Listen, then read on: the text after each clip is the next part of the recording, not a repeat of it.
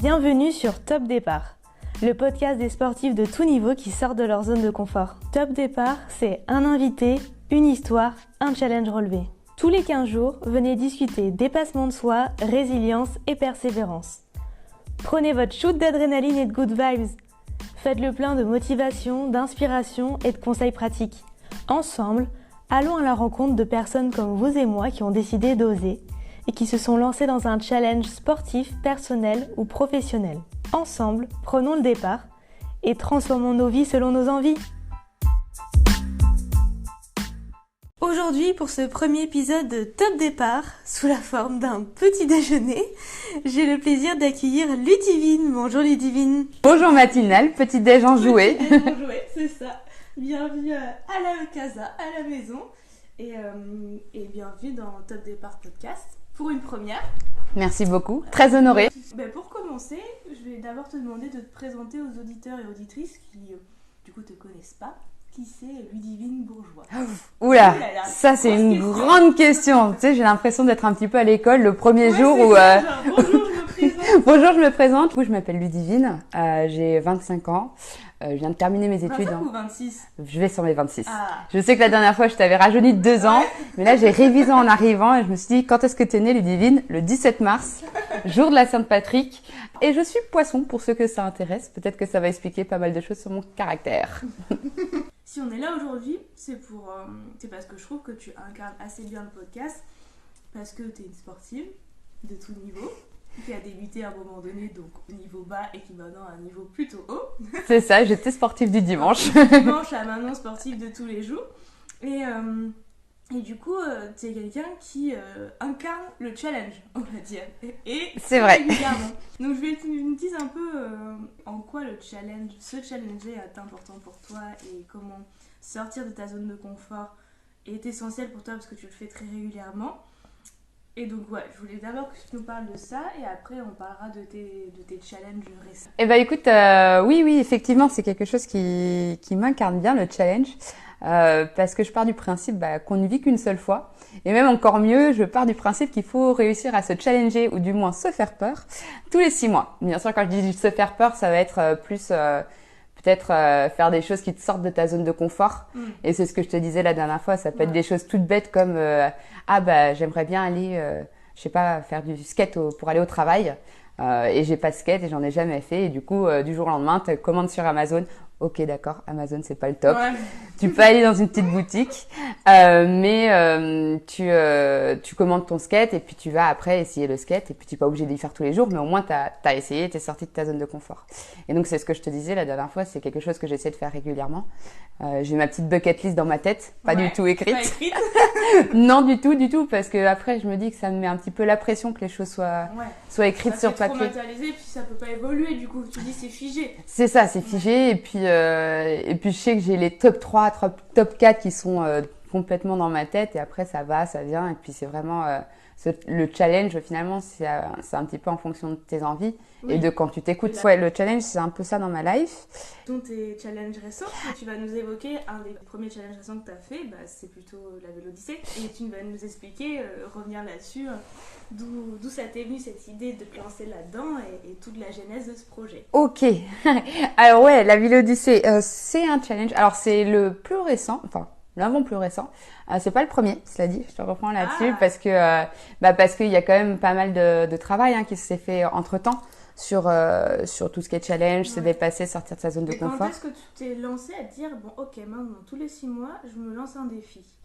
Ça démarrait quand ça? Et suite à quoi? Je pense que j'ai toujours eu un petit peu ce côté challenge. Ma maman elle aimait bien dire de toute façon dès que tu as une autre opportunité il faut foncer, il faut la prendre, il faut pas y réfléchir, il faut pas avoir peur. Ouais. Donc ça, c'était vraiment son éducation. J'ai vraiment commencé à le faire, c'est quand j'ai fait du saut à l'élastique pour la première fois. Ah.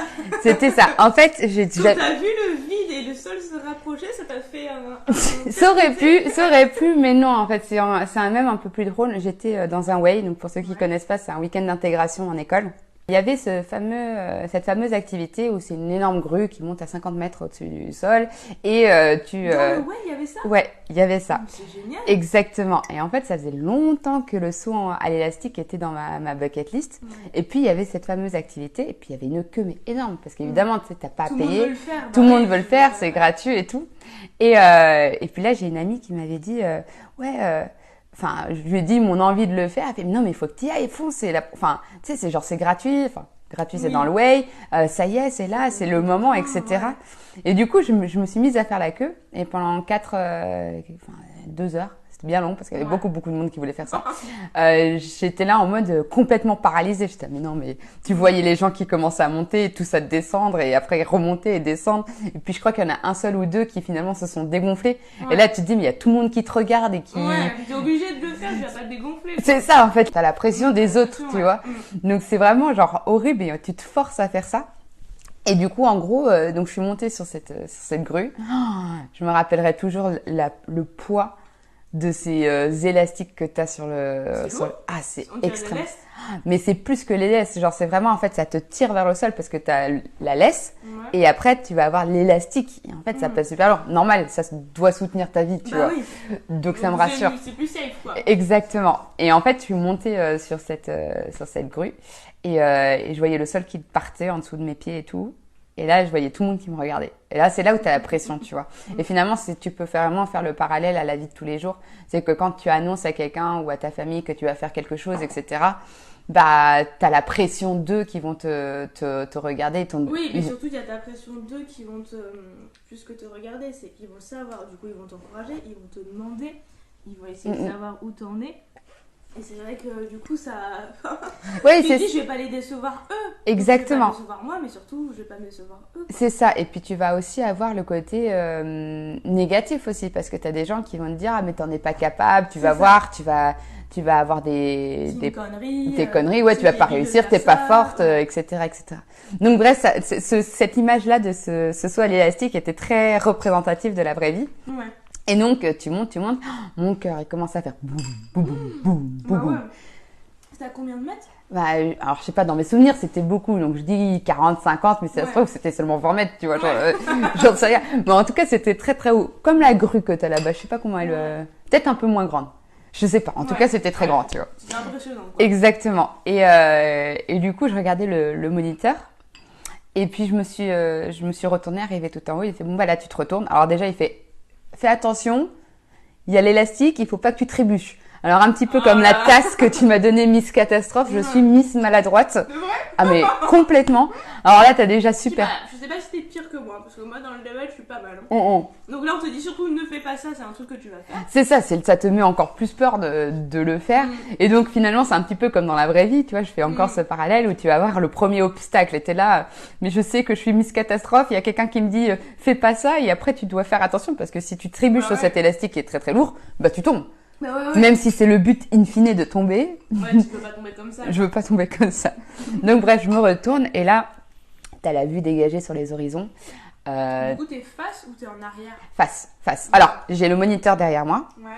J'ai les pieds qui sont sur le bord de la passerelle. Et là, vraiment, il y a le vide. Il y a le vide. Je vois les petites têtes des personnes en bas qui me regardent. Je vois la montagne à l'horizon. C'est ça. Et après, t'es là en mode...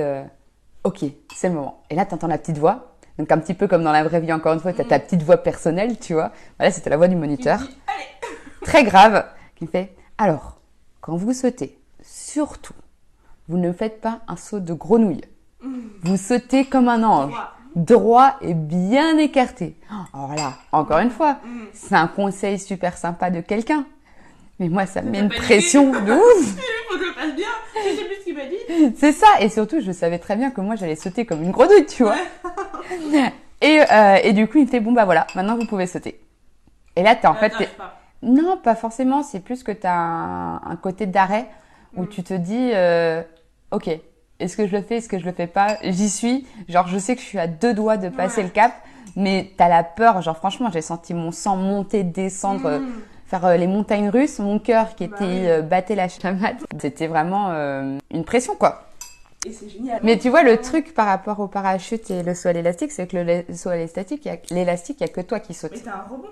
Il y a un rebond, mais le fait de sauter, oui, c'est vraiment toi qui fais l'action. c'est toi qui fais l'action. Bon, après, le moniteur, il m'a dit, est-ce que vous voulez que je vous pousse? Et là, je lui ai dit, non, c'est mort. Mais tu vois, par rapport au saut en parachute où tu as quelqu'un qui t'accompagne, le saut à l'élastique, c'est vraiment toi qui te motive et qui te dit, allez, c'est bon, je me lance. Bref, je me suis lancée, et j'ai sauté et franchement, c'était vachement cool. L'adrénaline en plus. Une grosse poussée de rush d'adrénaline. J'ai crié comme jamais. Il y a tout le monde qui m'a entendu après. J'avais les vaisseaux explosés dans les yeux, mais ça en valait le coup et je l'ai fait et je suis très contente. Mais tout ça pour dire que du coup, tu vois, le saut élastique, ça représente un petit peu le départ pour moi de se challenger tous les 6 mois. Et puis surtout, je pense que ça représente bien ce que c'est un challenge. Parce que tu es face à toi-même, tu vas avoir les petites voix, tu vas avoir la pression des autres, etc. Mais au final, la seule personne qui peut faire l'action, c'est toi. Et tu es vraiment celle qui va pouvoir passer le cap, que ce soit monter dans l'ULM, où ça, c'est toi qui es fait, ou alors prendre, je sais pas, ton vélo et aller à la Vélodyssée, tu vois. Et ça, c'est ce que j'ai fait. C'est du coup le dernier challenge dont tu voulais parler, que j'ai fait. Du coup, pour ceux que ça intéresse, j'ai fait... surtout, reviens sur comment t'en es arrivé là, parce qu'à la base, c'était pas ça, le challenge. Ah non, ça... Mais ça, c'est le bout, tu vois, il y a quand même toute une histoire avant. Il y a toute une histoire, effectivement. Du coup, en gros, ce qui s'est passé, c'est que je suis une grosse voyageuse. Alors, énorme voyageuse. En janvier 2009 au Brésil. Et en gros, j'ai fait 4 mois là-bas, sachant que je parlais pas espagnol, je parlais pas portugais, mais je parlais anglais et allemand. Et j'y suis allée pour mes études et s'en est suivi après 4 mois de voyage en Amérique latine. Et donc, le Brésil, j'avais mis un petit peu les sous de côté parce que je savais que j'avais 4 mois de backpack toute seule et qu'il fallait payer certaines choses. Donc, en allant au Brésil, j'étais vraiment locale, c'est-à-dire que je m'étais fait mes copains au Brésil et je restais dans ma ville de Belo Horizonte. Je suis pas allée faire l'Amazonie, je suis pas allée faire la côte. J'ai pas fait les chutes d'Iguazu. J'ai quand même fait Rio. Hein, il y a des bases. C'est ça. Et il y a certains endroits que je voulais faire et que je n'ai pas fait, mais tout ça dans un but d'économiser. Et donc, je suis partie du Brésil un petit peu frustrée. D'abord parce que j'avais quitté mes super potes qui sont maintenant la famille. Et surtout parce que le Brésil, c'est énorme, tu vois. Bah oui, c'est tellement riche, je pense que tu ne peux pas... Enfin, tu peux pas le faire... je sais pas, tu peux pas le faire en 2 mois, quoi. Non, il faut son petit temps. Plus de temps, quoi. C'est ça. Et puis surtout, il faut avoir le temps d'en profiter. Et du coup, je me suis dit, mais j'étais à 3 heures de vol de l'Amazonie. J'ai pas fait l'Amazonie, tu vois. C'est pas possible. Et du coup, je me suis dit... faut y retourner. Il faut y retourner, exactement. Et du coup, en gros, je suis repartie en janvier 2019. Non, 2020, pardon. Du coup, 2020, où en gros, j'avais bossé comme une tarée, 3 jobs de septembre à décembre, pendant mes études, pendant la création de mon entreprise, etc. Et, mais je savais qu'in fine, j'avais mon but de repartir. Oui, donc tu t'en foutais de faire des sacrifices, quoi. C'était des gros sacrifices, hein. J'étais à la limite du burn-out et du stress. Heureusement que j'avais une super coloc, Anaïs, hein, coucou si t'es par là et que t'écoutes, je te remercie pour tout. Merci Anaïs d'avoir aidé Divine à survivre. C'est ça. Et à réaliser son rêve de retourner au Brésil. Exactement. Et du coup, après, je suis repartie. Et donc, tout se passait bien. Jusqu'au jour où le Covid est rentré dans notre vie. Et un petit peu comme tout le monde, je ne l'avais pas prévu.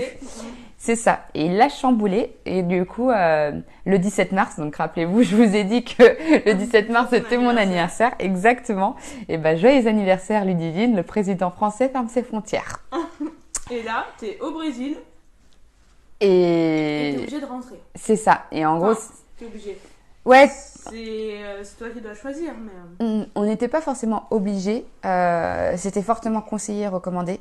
Et j'ai vraiment cette image de guerre, un petit peu, tu sais, comme quand tu apprenais l'histoire quand tu étais à l'école et on disait, tout le monde était dans les sous-sols et écoutait la radio et pour voir les annonces, etc. En fait, on a vraiment eu cette façon-là. Au Brésil, bon d'accord, c'était sur un rooftop avec piscine et grand soleil. C'est pas les mêmes conditions, perso, moi j'étais devant ma télé, chez moi à Bordeaux, sous la pluie. Oui, c'est pas du tout les mêmes conditions, mais finalement on était tous dans notre famille, on savait pas trop ce qu'on voulait faire. Hier, les gens ils étaient à l'école, on faisait la fête dans les bars, et aujourd'hui tout le monde était en mode stressé, etc. Et du coup, on était tous là autour de la radio. Genre, tu toussais, les gens, ils te regardaient trop mal, genre, ferme là, tu vois, genre, on veut écouter le président. Et là, il a annoncé la fermeture. Avec nous, ce qui nous concernait, c'était le rapatriement. Ouais. Donc, ça restait encore assez flou. Et l'école nous a dit, bah, vous rentrez, c'est mieux, machin. Ah oui, l'école, ouais, c'est bien. ils nous ont, bah oui, parce qu'ils avaient fermé le campus, on était tout seuls dans nos appartements. Enfin, j'étais avec des colocs, tu vois, mais bon, ils ont préféré nous dire, de rentrer. Même mes potes brésiliens, ils étaient là à me dire, non, mais Ludivine, de toute façon, là, il faut que tu, c'est ça, il faut que tu rentres. C'est ça. Et donc, bah, c'est non sans mal, mais j'ai pris mon billet d'avion, mon 3e billet d'avion, parce que pour la petite anecdote, j'avais déjà prévu de rentrer une semaine parce que j'avais un concours. Donc, j'avais acheté un billet aller-retour pour la France, le Brésil. Bah, sympa. Sympa, donc j'ai racheté un autre billet et je suis rentrée. Et en fait, il y a eu 3 mois de confinement. Et ça a été très dur pour moi parce que déjà, je suis pas du genre à rester... Tu passes du Brésil à chez toi dans 30 mètres carrés. Pas 30 mètres carrés, j'étais chez mes parents. Donc, tu vois, j'avais la chance. On habite en montagne, on a un énorme jardin. Ouais, bon, ça va. Il y avait les pires... Il y a pire conditions. Il y a pire comme conditions. Mais du coup, mais moi, ce qui m'a vraiment embêtée, c'est que j'ai laissé tomber finalement tout mon road trip que j'avais prévu, du coup, pour voir l'Amazonie, pour voir Iguazu, pour voir... Là, tu te dis tous les sacrifices que tu as fait entre septembre et décembre, c'est super frustrant parce que tu les as fait un peu dans le vent, quoi. C'est ça. Tu l'as eu ton expérience, mais tu l'as eu raccourci. Ah, mais complètement. On a eu 2 mois de Brésil, finalement. Ouais. En plus, sur les 2 mois, on n'a vraiment pas eu de chance. C'était la saison des pluies, mais soit ça va, tu vois. Ouais.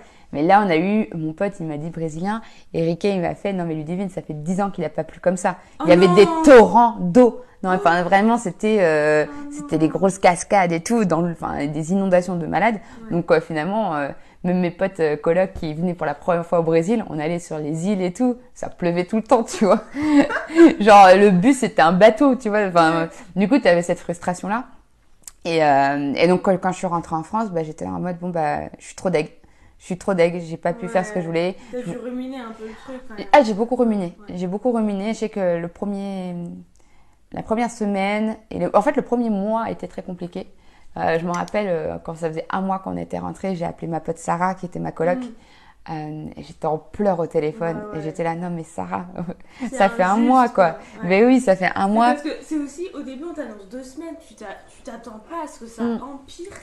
Et que tu passes autant de temps chez toi enfermé. Bah ouais, mais tu vois, au final, moi, ce qui me dérangeait le plus, c'était pas forcément d'être enfermée chez moi. Ouais. Parce que finalement, c'est bien aussi, parce qu'en tant que voyageuse, je vois pas ma famille souvent. Ouais. Puis mes frères et sœurs, je les ai pas forcément vus grandir parce que j'étais vraiment à droite, à gauche tout le temps. Donc finalement, rester posée chez mes familles, ça fait plaisir. Moi, ce qui m'embêtait vraiment, c'était ce challenge que j'avais pas fait, c'était d'être partie du Brésil. Ouais, sans avoir fait l'Amazonie, les chutes d'Iguazu. C'est ça, exactement. Et puis, c'est ça. Et puis surtout de se dire, bah... Ok, bah maintenant, on ne pourra plus voyager comme on veut, en étant une voyageuse, c'est compliqué, et que tu remets un petit peu tout ça en doute. Et c'est surtout que tu n'as plus de perspective, c'est-à-dire, actuellement, on ne peut plus voyager comme on veut, mais qu'est-ce que ça va être plus tard ? C'est ça. Et si on peut revoyager, dans quelles conditions et jusqu'où ? C'est un peu européen, quoi, en ce moment. C'est ça, mais à l'époque, ce n'était pas du tout la question qui se posait.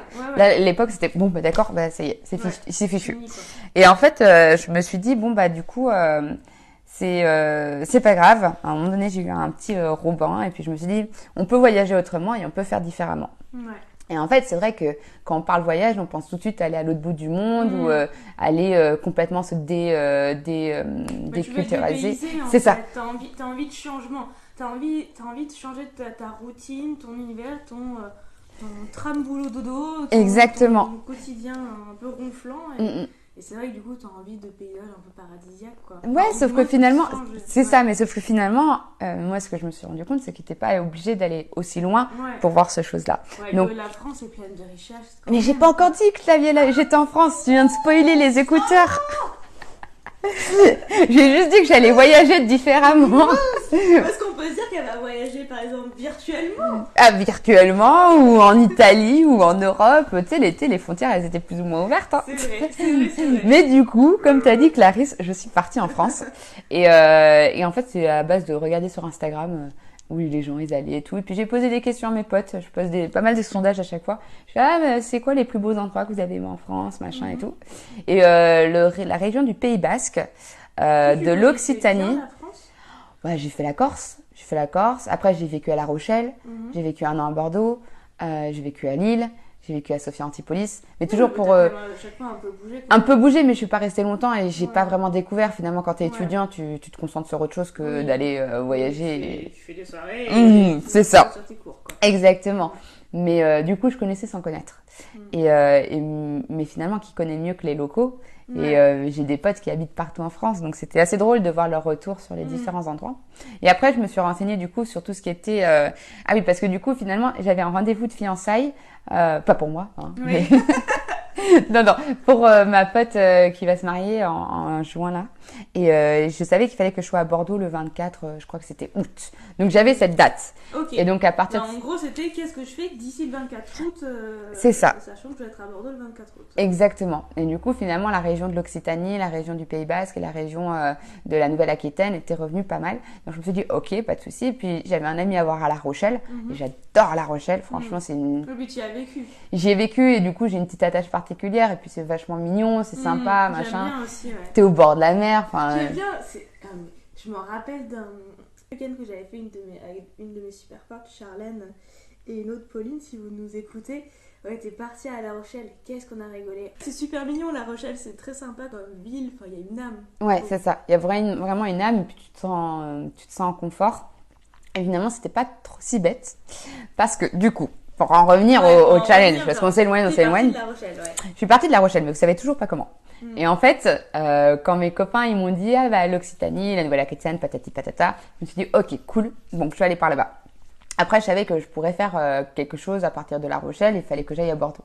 Sauf que moi je viens de terminer mes études, mon argent j'avais mis dans mes 4 billets d'avion pour faire des allers-retours France-Brésil, donc Non, plus de thunes. plus de thunes, un peu fauché, l'intérim, bah comment te dire qu'en période de Covid ça ne fonctionne pas très bien. Ouais.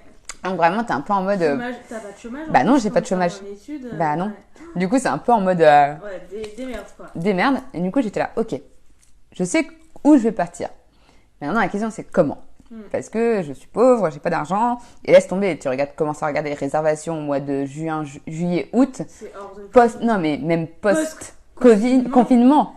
Ça a flambé de malade. Ça a flambé et c'était tout pris. Genre, Ouais, c'était bah tout ouais. réservé. Les gens, ils ont tous fait moyen rien à...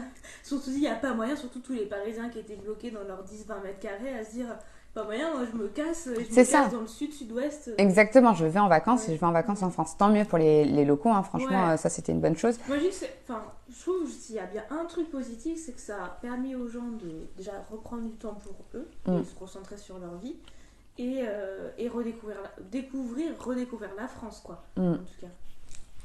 Ouais, c'est ça. Et t'avais un monde fou. Donc, je savais donc où j'allais aller, mais comment parce Quel que moyen de transport pas cher. Donc j'ai pensé à l'autostop, pardon. Ouais. Mais je me suis dit, mais avec le Covid, laisse Ils tomber. vont jamais te prendre. Ils vont jamais me prendre. Mais surtout que du coup, l'autostop, c'est un truc que j'ai trop envie de faire. Tu sais, c'est Ouais. ma fameuse bucket Ouais. list des choses que Ça, je veux c'est faire. là-dedans, dans Un, tunnel, c'est faire un autostop, par exemple, de tel endroit à tel endroit en autostop. de En ouf, gros. de ouf. Et ça, c'est dans les top 3 de Ah mes ouais. trucs. Tu me les as pas dit tes tops d'ailleurs. Ah bah, je te le Tu dirai les diras peut-être plus tout à l'heure.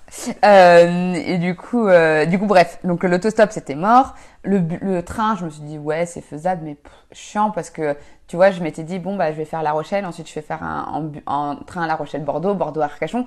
Mais le problème, c'est que quand tu arrives dans les villes, après, tu te déplaces comment? Bah T'es oui. toujours aussi pauvre. Bah oui, c'est ça. Tu peux pas prendre un Uber, tu peux pas prendre un taxi, tu vas pas louer une voiture toute seule, etc. T'as juste tes petits pieds pour marcher, mais ça fait beaucoup, quoi. Ça fait beaucoup. Et donc au final, la petite idée qui m'est venue, c'est de faire ce fameux vélo. Et du coup, je Excellent. suis partie faire la Vélodyssée Ok. de La Est-ce que tu Rochelle. peux expliquer, du coup, pour les auditeurs et auditrices, qu'est-ce que c'est la Vélodyssée? Oh alors là, les gars, moi j'étais comme vous au départ, je savais pas du tout ce que c'était. Et T'as fait Google Vélodyssée, non, j'ai fait Google itinéraire vélo La Rochelle à Biarritz. et là t'es tombée sur la Vélodyssée? Et là, je suis tombée sur la Vélodyssée. ouais. Ouais, non, parce que je connaissais pas du tout la Vélodyssée, je connaissais pas du tout en fait les itinéraires vélo en France, parce que quand vous disiez que j'étais vraiment une sportive du dimanche, je suis encore sur certains sports une sportive du dimanche, Ouais. et le vélo en fait partie. C'est vrai? Bah oui, j'avais jamais fait de vélo avant. Jamais. Bah, genre j'ai fait, je sais pas, tu prends le vélo pour traverser le pont de Pierre, quoi. Oui, voilà, c'est ça, des petits trajets, mais t'avais jamais fait, je sais pas, Toi qui faisais pas mal de courses, un bike and run ou un 10 Mais km jamais. à vélo, jamais. Mais enfin non. Une randonnée à vélo. Mais jamais, rien. De tout ça, j'ai jamais rien fait. Et donc franchement, c'était bon bah le vélo, mais alors Ludivine, laisse tomber. Non mais pour la petite histoire, vraiment, c'est une anecdote, mais ça va vous faire peut-être rire et vous allez comprendre à quel point j'étais nulle en vélo. Ouais. C'est que pour pouvoir aller à La Rochelle, rejoindre la Vélodyssée, Parce que t'es partie, pour que t'expliques d'où t'es partie. c'est ça. En fait, je suis partie de Haute-Savoie, de chez Ouais. mes parents. Et du coup, la seule façon d'aller à La Rochelle, c'est de prendre le TGV. Ouais. Et donc, tu fais Annecy-Paris, Paris à La Rochelle. Et Sacré. sacré itinéraire, sachant que pour ceux qui s'y connaissent, ou pour ceux qui ne connaissent pas, petite chose à savoir, c'est que les réseaux TGV sont absolument mal desservis pour les vélos. C'est-à-dire que tu peux pas forcément mettre ton vélo comme tu veux dans les TGV.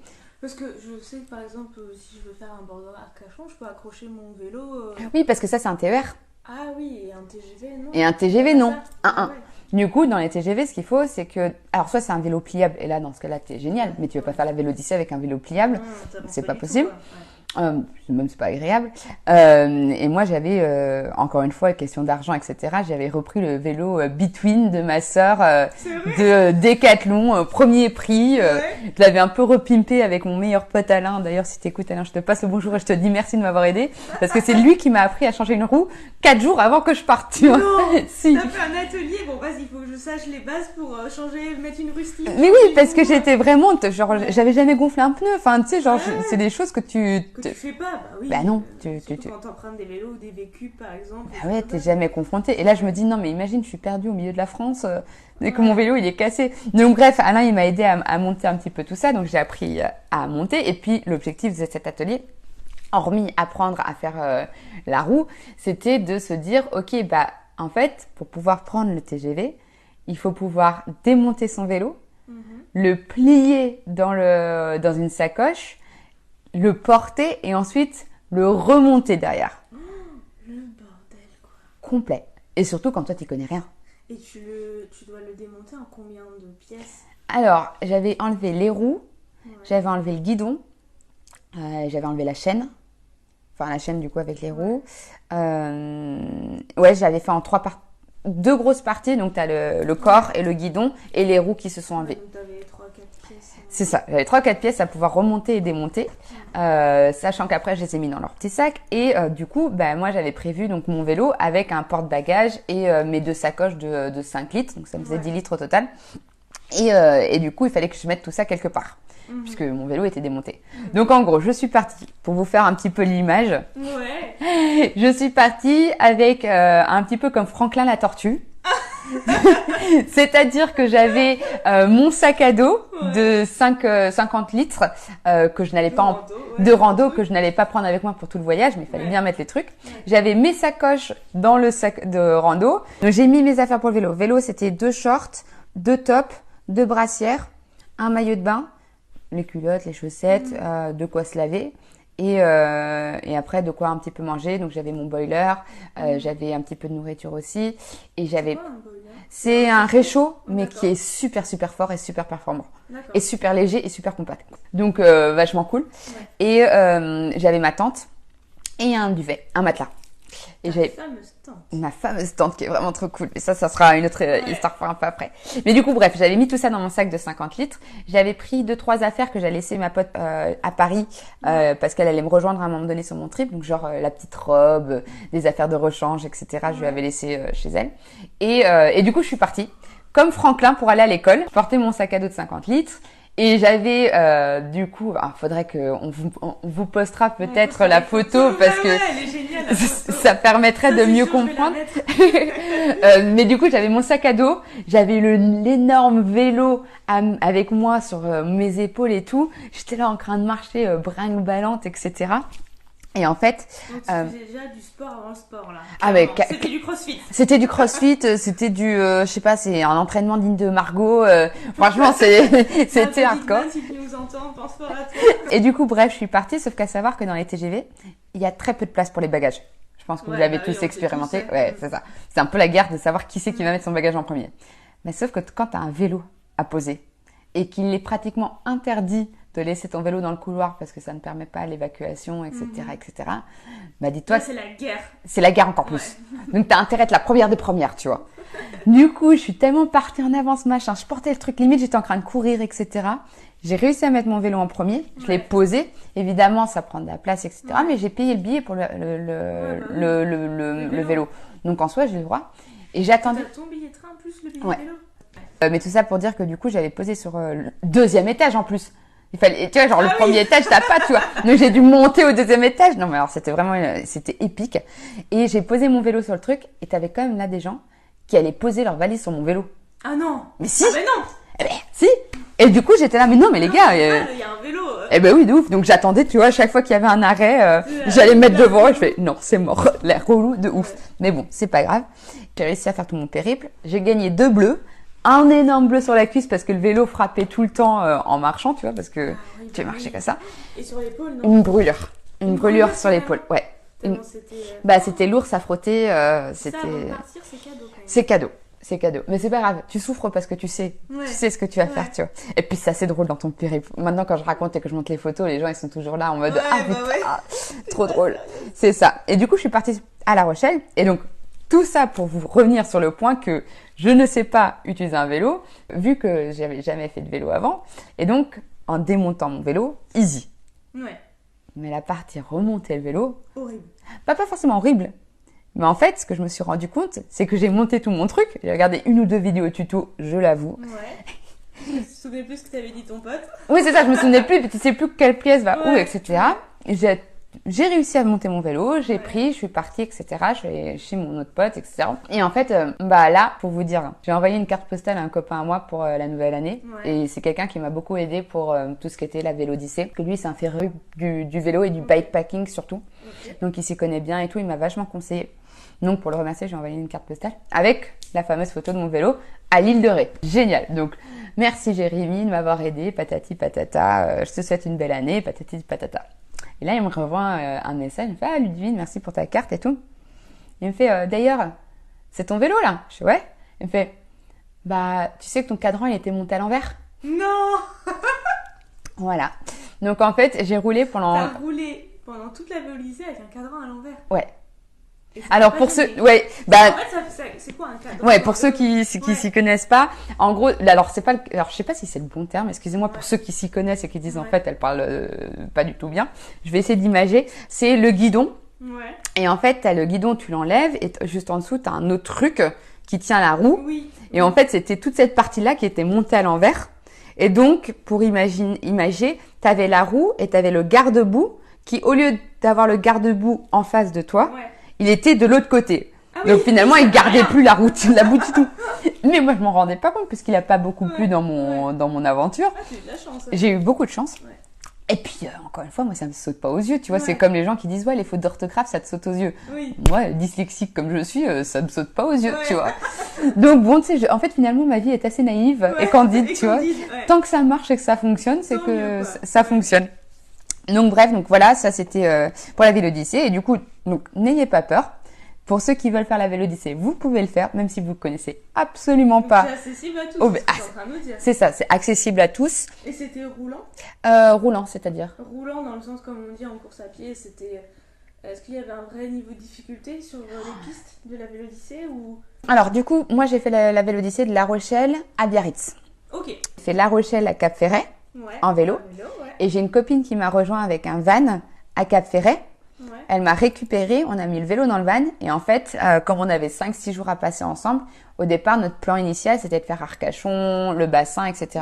Sauf que je lui ai dit, bah finalement, comme c'est quelque chose que je vais faire après à vélo, Autant descendre. autant faire autre chose parce que Ouais. sinon ça va me saouler. Et donc, ben, j'ai pris le van et on est descendu dans les Pays Basques que je n'allais pas faire parce que j'avais Ouais. vraiment pas la motivation de faire les hauts et les bas des Pays Basques, même si c'est très très très joli. Et après, du coup, je suis repartie. Je l'ai laissé à Biarritz et moi j'ai fait Biarritz et je suis remontée à Ok, tu l'as fait dans le Arcachon. sens inverse. C'est ça, donc j'ai fait une partie descendante et une partie Et là- montante pour pouvoir compléter ma Vélodyssée. Parce que la Vélodyssée, c'est La Rochelle-Biarritz ou c'est encore plus bas? La Vélodyssée, c'est de la Bretagne. Ça Ah monte, oui. ça commence encore plus haut. Ok. Et ça descend encore plus bas, ça descend jusqu'en Espagne, enfin à la frontière espagnole si je me trompe pas, Saint-Jean-de-Luz. Pour le revenir sur le côté roulant Ouais. de la Vélodyssée, J'ai beaucoup apprécié la partie La Rochelle à Cap-Ferré. Ouais. Je m'étais arrêtée dans la petite île qui s'appelle île Madame. Oh. Je sais pas si vous je connaissez. connais pas. Ah mais si tu connais pas, franchement, Ok, ça, c'est où? en gros c'est une toute bébé île entre La Rochelle et l'île d'Oléron. Ok. C'est un petit truc, mais c'est vraiment un truc, une île qui doit faire quoi, 6 km de diamètre, tu vois, genre vraiment elle est toute petite. Ouais. Tu peux y aller à pied. Et en fait, la particularité, hormis son nom, et moi j'avoue, j'y suis allée juste parce que je trouvais que le nom il était trop craquant, tu vois, île Madame, tu vois, c'est que pour accéder à cette île-là, il faut attendre la marée basse. Ok, un peu comme Et, Saint-Michel. C'est ça. Et du coup, tu passes et puis tu reviens et tout. Moi, j'avais jamais fait ça. Donc, je trouvais ça un peu rigolo. Et en plus, c'était mon premier jour de vélo. Et ça faisait une bonne coupure entre La Rochelle et île Madame. Et après, j'allais rejoindre quelqu'un d'autre qui m'hébergeait ce soir-là. Sauf qu'il pleuvait. Enfin bref, c'était un début assez tumultueux. Ouais. Mais comme tu es excité de commencer ton aventure, Oui, ça te dérange pas. Tout ça, quoi. Exactement. Et après, donc, j'ai fait île Madame. Ensuite, j'ai fait Agen, Agnan. Enfin, un petit bled là-bas où quelqu'un m'a hébergé dans son jardin. Et après, j'ai fait île d'Oléron. J'avais jamais fait l'île d'Oléron. Ouais, moi je l'ai fait en 2019. Je suis allée faire un raid multisport à l'île d'Oléron. Ah, mais trop cool. C'était génial, vraiment. C'est vrai que l'île d'Oléron, enfin, j'ai eu un gros coup de cœur et j'ai absolument envie d'y retourner parce que c'est vraiment tout ce que j'aime, c'est sauvage, quoi. C'est vrai que Et ils ont des super bonnes huîtres. J'aime pas les huîtres. Ah, t'aimes pas? L'île d'Oléron, c'est vraiment top. Et juste pour rebondir sur ton challenge, etc. Moi, c'est aussi quelque chose que j'ai fait avec la Vélodyssée. Il y a beaucoup de gens qui m'ont dit ah, mais j'ai fait entre 300, 80, 400, 500, je sais plus. Ouais. Je pars sur les 500 parce que comme j'ai fait les petits stops sur les îles, etc. Ouais. Mais il y avait beaucoup de gens qui me disaient ah, mais tu veux le faire en combien de temps et tout, il faut te mettre un temps. J'ai des amis qui me disaient ouais, 500 km, moi je l'ai fait en 2 jours. D'autres qui me font ah, moi je fais 100 km par jour, etc.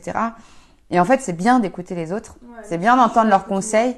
Mais finalement, il faut s'écouter soi et puis se dire je vais y aller à mon rythme. Et le but, sauf si tu as un but de gagner un temps et d'avoir une performance, le but c'est que tu arrives au bout de ton objectif. Et pour moi, ça marche dans toute ma vie. C'est-à-dire que je vais peut-être mettre plus de temps que les autres.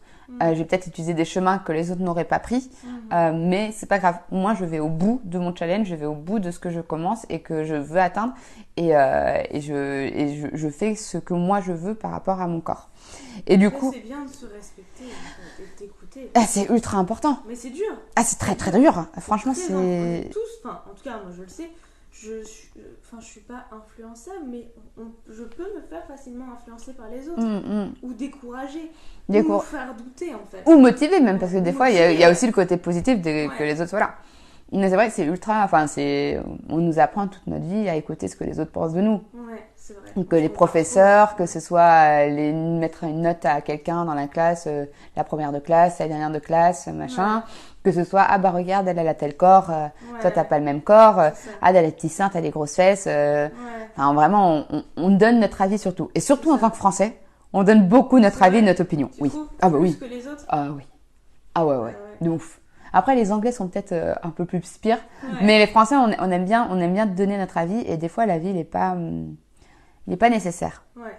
Tu vois. Pas demander et puis il est pas bienveillant. Ou il se veut bienveillant, mais il est pas forcément bienveillant. Tu vois. Enfin bref, donc j'ai fait La Rochelle, l'île Madame, l'île d'Oléron. Ensuite, je suis descendue, j'ai fait Royan. Ensuite, j'ai fait et Royan, c'était ma première nuit en bivouac vraiment, parce que du coup, dans tout ce qui était économie d'argent de ce projet et nouveau challenge, se dépasser de soi, là-dedans, j'ai tenté le bivouac et le bivouac toute seule. Et qu'est-ce que c'est bivouacer? C'est te poser n'importe où, quoi. Alors, c'est pas te poser n'importe où, et c'est pas du camping sauvage, parce que camping sauvage, c'est vraiment tu restes sur la longueur, etc. Le bivouac, c'est tu viens pour le coucher de soleil, donc 21h30, 22h, et tu pars à 6h du matin au lever du soleil. Donc vraiment, c'est ponctuel et tu te caches parce que c'est pas autorisé techniquement. Et petite astuce, si jamais vous faites arrêter par les flics, ne dites pas que vous faites du camping ou du camping sauvage. Précisez que vous faites du bivouac et vous faites par rapport aux horaires du soleil. Et toujours avoir son emplacement bien propre. Comme ça, la police ne peut rien vous dire. Et du coup, j'étais partie faire mon premier bivouac. Et j'étais donc après l'île d'Oléron, j'ai traversé la Tremblade, j'ai toutes les forêts de pins, etc. C'est génial, les bonnes odeurs. Ah, c'était magnifique et tout. La route, elle était vraiment top. En plus, ombragée, donc en plein mois d'août, ça fait du bien. Et donc, pour fêter ma première nuit de bivouac seule, je suis passée à la petite épicerie. Je m'étais acheté ma petite bière, mon saucisson, mon pain. Moi, j'avais mon boiler, donc il fallait acheter de l'eau, donc j'ai acheté de l'eau, etc. Et je suis allée m'enfoncer, en fait, dans les pins. Parce que... Pour être peinard. Et caché. C'est ça, et caché. Donc, j'ai pris mon vélo. Et puis là, tu te retrouves avec ton vélo qui pèse, je sais pas, 20 tonnes. Parce que, 20 kilos. Parce que t'as ton porte-bagages plus le vélo qui a son poids. Et là, tu le pousses dans les dunes. Parce que finalement, t'as la vélodyssée. Mais après, à côté, c'est du sable, quoi. Et donc, si toi, tu veux aller vers la plage et dormir peinard, il faut pousser ton truc. Donc, crossfit. C'était sur la plage, quoi, ou entre des arbres que tu voulais dormir. Sur la plage. J'ai trouvé l'endroit parfait. C'est ça. C'est-à-dire, j'étais juste derrière une dune. T'avais l'étendue de la plage où il y avait personne à l'horizon. T'avais la forêt derrière, donc j'étais bien cachée. En plus, j'avais pas mal marché avec le vélo. Donc, pour que les flics me retrouvent et tout, c'était nickel. Il y avait personne. J'ai planté ma tente. Ma tente, c'est une espèce de tente cocon où il y en a d'autres qui appellent ça sarcophage. Mais je préfère être positive et dire que ça fait plus comme un cocon de papillon. Et du coup, elle a la spécificité de pouvoir se faire c'est une 2 en 1. Mais c'est une 2 en 1 où en gros c'est soit tu mets ta tente à terre comme un cocon, soit tu la mets en hamac. Le concept est génial. Ce soir-là, je l'avais posé en cocon par terre. En plus sur le sable, c'est agréable. Je m'étais fait le coucher de soleil. Alors imaginez-vous, là vous fermez les yeux. Bruit de vagues, t'as personne au loin, t'es assis sur ton petit tronc, t'as ton petit sauce, t'as ton petit brie, ton petit morceau de pain, t'es en maillot parce que t'as eu chaud toute la journée, etc. T'ouvres ta petite bière et ça fait comme ça, tu vois. Du coup là tu te dis mais waouh quoi. Et en fait, c'est comme si, avec quelques degrés en moins dans l'eau, pas forcément à l'extérieur, c'est comme si tu étais sur une plage en Thaïlande. Et l'eau est peut-être pas aussi transparente, mais dans l'idée, c'est ça. Et en fait, c'était vraiment extraordinaire. Et je me dis, mais purée Ludivine, t'as déjà fait une 150, 200 kilomètres. Donc, j'étais déjà bien avancée. Ça faisait 5 jours que j'étais déjà sur la route. Du coup, je me dis, mais regarde, t'avais jamais fait de vélo. Et tu t'en sors comme une chef. Tu t'en sors, t'as pas crevé encore, parce qu'avec toutes les pins et tout que tu traverses, j'aurais pu crever facilement. T'as pas eu de soucis, t'es toute seule, tu fais ton premier bivouac et tout, t'es trop contente. Du coup, c'était vraiment trop top, tu vois. Donc, je suis allée faire mon petit bain et tout. Bon, après, j'ai un peu regretté parce que t'avais aucune douche et j'étais un peu limitée en eau. Donc, il fallait que je fasse un peu à la va-vite pour enlever le sel. Et après, le soleil s'est couché. Et donc, en gros, là, t'as le stress un petit peu parce que ça fait toujours peur. Et de se retrouver tout seul dans le noir. Tu vois. Silence complet. Et silence complet. Mais c'est pas grave, il y a ce petit charme parce que t'entends les bruits des animaux, etc. Et du coup, toujours, j'avais un petit peu de téléphone et j'envoie un message encore à ce fameux Jérémy parce que ce Jérémy m'avait conseillé de passer par là. Et du coup, je fais « Ah, Jérémy, machin, c'est mon premier bivouac, regarde où je suis. » J'ai envoyé les photos, trop fière et tout. Et là, il me fait « Non, mais Ludivine, t'es où là ?» Je fais « Ah, je suis à Tremblade. » Il me fait « Ah, t'as mangé ?» Je fais « Oui. » Il me fait « Et ta nourriture, tu l'as mis où ?» Et là, je fais « Elle est rangée, comme il faut, sur mon vélo, à côté de la tente. » Tu vas tirer les animaux. Et là, il me fait quoi? Il me fait « Non, mais Ludivine, je t'avais dit que mon pote s'était fait agresser par des sangliers à la Tremblade. » Déjà, t'as ton cœur qui fait pom pom pom pom pom pom pom. Et là, d'un coup, j'entends crac. Non. Si. Et là, je sors. Et là, tu vois, je sens qu'il y a quelque chose qui me regarde. Donc, je le regarde, il me regarde, je le regarde, il me regarde. Dans la pénombre, c'était noir, c'était 22h30, tu vois. Et là, j'entends. Et là, un sanglier. Je te jure, un sanglier, mais genre, il devait être, c'est au bout de la maison, tu vois. Donc, c'est quoi entre ici et la maison? C'est 10 mètres. Enfin, vraiment, genre, je plonge sur le vélo, je récupère mon sac de bouffe et je vais me mettre dans ma tente. Mes frères. Mais non. C'est une tente. Mais oui. Ça a pas de produit. Du coup, j'appelle Jérémy, tout. Je fais, Jérémy, il répond pas tout de suite. Ensuite, j'appelle mes parents. Parce que tout de suite, quand t'as peur, tu fais quoi? Tu vas voir tes parents. C'est ça. Je fais, papa. C'est 22h30. Lui, il me répond toujours tout de suite comme ça. Et il me fait, et je lui fais, papa. Il me fait, qu'est-ce qu'il y a, ma fille? Papa, il y a un sanglier. Qu'est-ce que je fasse, Ludivine? Je sais pas combien de kilomètres de temps. C'est ça. Il me fait, écoute, tu sais, il s'attendait à tellement pire. Il me dit, écoute, c'est la nature, en même temps, tu dors dans la nature. Je fais, oui, mais il y a un sanglier. Et là, ma mère, du coup, elle entend, elle fait, mais t'as qu'à monter dans un arbre. Ah bah bien sûr. Et oui, je vais aller dans la forêt où il y a tous les sangliers bien et sûr, tout. c'est encore pire. Du coup, bref, je raccroche, je rappelle Jérémy, et là il me fait, Jérémy m'explique, ouais, non, mais la nourriture, tu vas la mettre sur un tronc et tout. Donc je vous parlais d'un tronc où j'étais assis la dernière fois. Bah, en gros, il y avait juste un arbre à côté, et du coup, je suis sortie. Exactement. Sauf que je suis sortie avec ma lampe torche, faire plein de musique. J'ai mis de la grosse techno sur mon téléphone. Ouais, genre, ça va le faire fuir. Ça va le faire fuir. Si ça se trouve, il était déjà, mais non, si ça se trouve, il était déjà parti depuis longtemps, tu vois. Tu sais pas, bah non, je sais pas. Et après, je suis revenue dans ma tente. J'ai tapé dans Google, est-ce qu'un cochon ou un sanglier, ça peut tuer quelqu'un? Puis au final, ça disait que non, que si j'étais pas dans la forêt, si j'étais pas sur un sentier, que j'étais pas en face d'une maman avec ses petits, ça devait aller. Ouais. Je me suis dit, je suis quand même sur une dune, sur la plage, la forêt est un peu loin. J'ai vraiment eu plus peur que mal. Et du coup, j'ai vraiment fait l'autruche jusqu'au bout, en pensant que ma tante allait me protéger. J'ai mis mes écouteurs et ma musique et j'ai dormi comme ça. Jusqu'à ce que mes écouteurs avaient plus de batterie. Donc 4h du matin. Après, de 4h à 6h, je n'ai pas dormi parce que tout de suite, t'entends tous les bruits et tu stresses. Et à 6h, j'étais levée, j'avais fait le café, j'étais partie. Mais tout ça pour dire que finalement, sur mes 10 jours de voyage, de bivouac solo, c'est le seul moment où vraiment j'ai eu les chocottes et l'insécurité. Vraiment. Parce que du coup, justement, pour revenir un peu sur cette expérience-là, quels seraient ton ou tes meilleurs souvenirs de la Belle Odyssée? Le départ, même s'il flottait et tout. Quand je suis partie, flottait, à La Rochelle, le premier jour, il pleuvait. Mais en plus, comme ça commence bien, et surtout comme j'étais pas du tout prête, évidemment, mes affaires de pluie, elles étaient où? Dans les fins-fonds de mes sacoches. Donc tu devais tout sortir et tout. Bref. Mais en fait, le début, je pense que le premier jour a été marquant dans le sens où je me rappelle pas exactement visuellement, mais je me rappelle de la sensation. C'était, je suis en train de faire un truc que les gens ils disaient que j'étais pas capable de faire. Et genre, ça y est, je me suis lancée, c'est ça. Je le fais et mais regarde, tu pensais toi-même parce que tu sais jusqu'à la dernière minute j'étais là non mais finalement je vais pas le faire machin et tout. Et en fait je me disais ouais non t'es pas tu peux pas le faire etc. Et puis au final j'y suis et je suis en train de le faire donc de la fierté personnelle. Ah bah grave. Et puis c'est le premier jour donc t'es ultra excitée non? T'es ultra excitée donc c'est cool. Après, je pense que le deuxième souvenir qui m'a fait du bien, on va dire, c'est de se lever tôt et d'avoir personne sur la route.